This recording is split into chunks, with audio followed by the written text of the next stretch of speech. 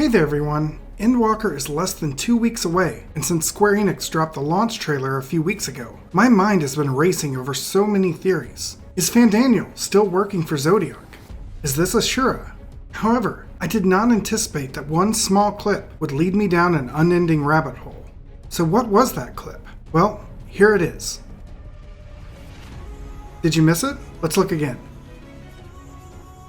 Still nothing? Let's slow it down then.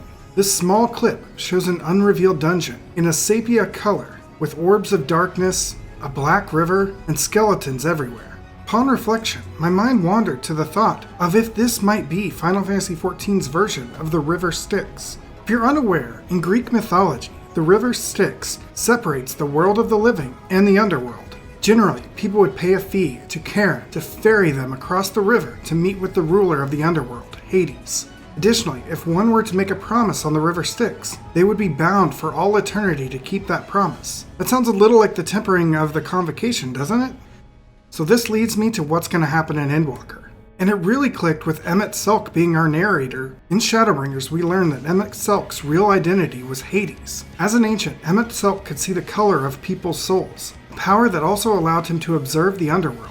As stated in the Tales from the Shadows, through his eyes, what he beheld was the aether that comprised all things, radiating life. From the depths of the land to the heights of the firmament, its light shone bright. Here and there, lives that had served their purpose drifted upon the current before suddenly plunging down unto the underworld. To me, this sounds like the River Styx. Of course, in Shadowbringers we defeated Emet Selch through the use of white orosite, an act that seems to destroy the soul of an Ascian, or at least an act that prevents their return to the realm of darkness. You see, as we learned long ago in A Realm Reborn, normally when a soul dies, it returns to the ethereal sea, a name used in current times for the underworld, all except for those with the Echo. An individual with the Echo can take control of a nearby body to resurrect themselves. This happened in A Realm Reborn with the Shahagan priest, and in Stormblood with Xenos. However, if there is no body to take, the soul will eventually return to the ethereal sea, like all souls.